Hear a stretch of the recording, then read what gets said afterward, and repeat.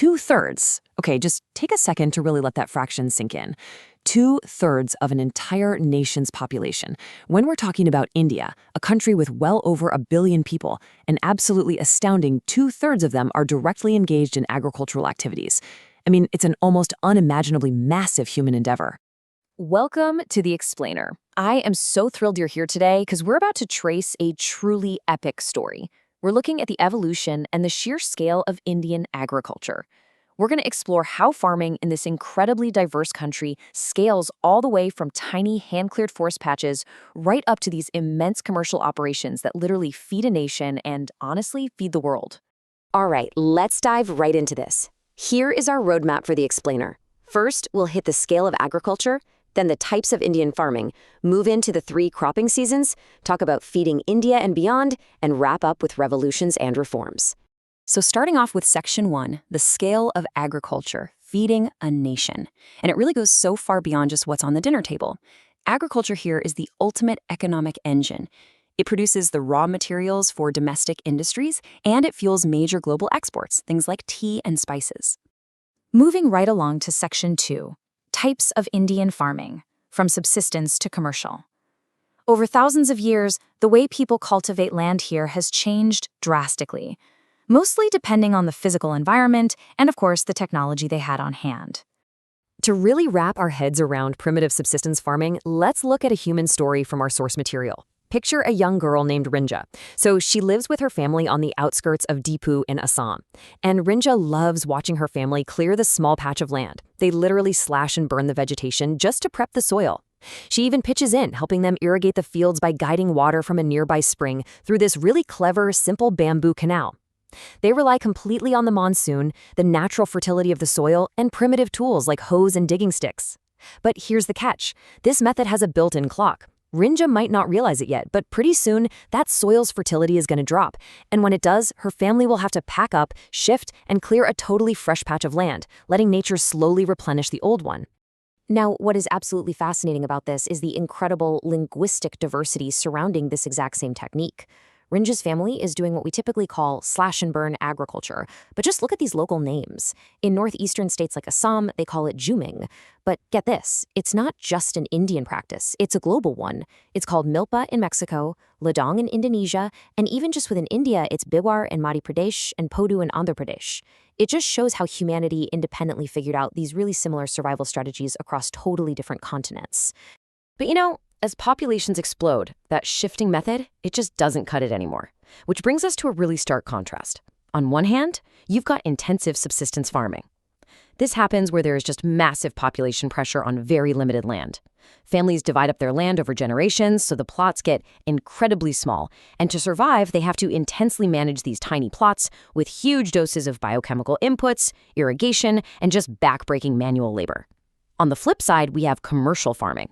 This is all about the market. Huge tracts of land, high-yielding seeds, chemical fertilizers, pesticides, the whole shebang, all to maximize productivity. And here's a totally wild quirk of geography. The exact same crop can be both. Rice, for example, is this massive commercial crop in Punjab and Haryana, but over in Odisha, it's primarily a subsistence crop just meant to feed the local families who grow it. And that dynamic perfectly illustrates what is basically the ultimate form of commercial farming, the plantation. Just look at the bananas and bamboo here. A plantation is where agriculture and industry essentially collide. It's a huge tract of land completely dedicated to one single crop. It requires heavy capital and usually relies on a massive network of migrant laborers. And all that produce from these incredibly lush, organized fields, whether we're talking bananas, bamboo, or those famous Assam tea estates, it all acts as direct raw material for large-scale processing industries. But humans aren't entirely calling the shots here. Let's look at Section 3. The 3 cropping seasons, nature's rhythms. Our source material lays out 3 very distinct cropping seasons that basically dictate the entire agricultural calendar. So let's walk through the year. First up, the Rabi season. These are your cool weather crops like wheat and gram, sown in the winter months, October to December, and harvested in the summer. Then, wedged right between the winter and the monsoon, you've got this short, really intense summer season called Zaid. So if you've ever had a perfectly refreshing watermelon or cucumber during a sweltering Indian summer, you literally have the Zaid season to thank for it. And finally, with the dramatic arrival of the monsoon, we hit the Kharif season. This is for crops that need a ton of moisture, like paddy, which is rice, grown over the monsoon and harvested in September and October. Which naturally leads us to Section 4, Feeding India and Beyond, a global powerhouse. When you combine all these diverse methods with the power of those seasons, you get a monumental result. Just listen to these global rankings. India's agricultural scale literally matters to the entire world. It's the number 2 producer of rice globally, right after China. Number 2 in sugarcane, trailing only Brazil. It's number 2 in cotton and number 2 in fruits and veggies. And for pulses, those crucial proteins like lentils and peas, India is actually both the largest producer and the largest consumer on the whole planet. That is an agricultural engine running at an absolutely staggering scale. And you can really feel that incredible scale firsthand when you look at the journey of India's most vital staple crop, rice. Like we just talked about, it's a Kharif crop. It demands high heat, over 25 degrees Celsius, and super high humidity, needing more than 100 centimeters of rain a year. You start with these lush, totally waterlogged green fields of paddy during cultivation, and the payoff for all that labor and monsoon rain is this dense, golden harvested grain that genuinely forms the dietary foundation for a majority of the country. But how on earth do you sustain that? That brings us to Section 5, Revolutions and Reforms, Transforming the Land. Sustaining over 1 billion people takes some seriously weighty systemic interventions. The government had to step in with sweeping reforms.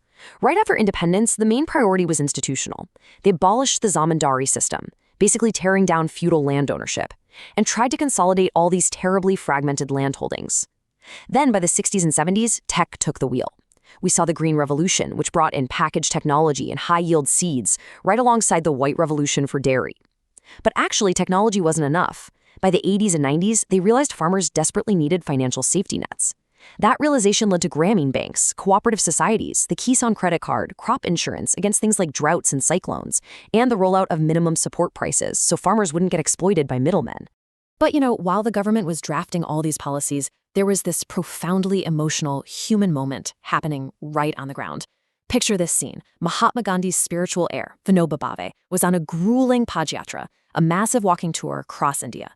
And in a village called Pochampally in Telangana, poor, landless villagers came up to him, practically begging for land just so they could survive.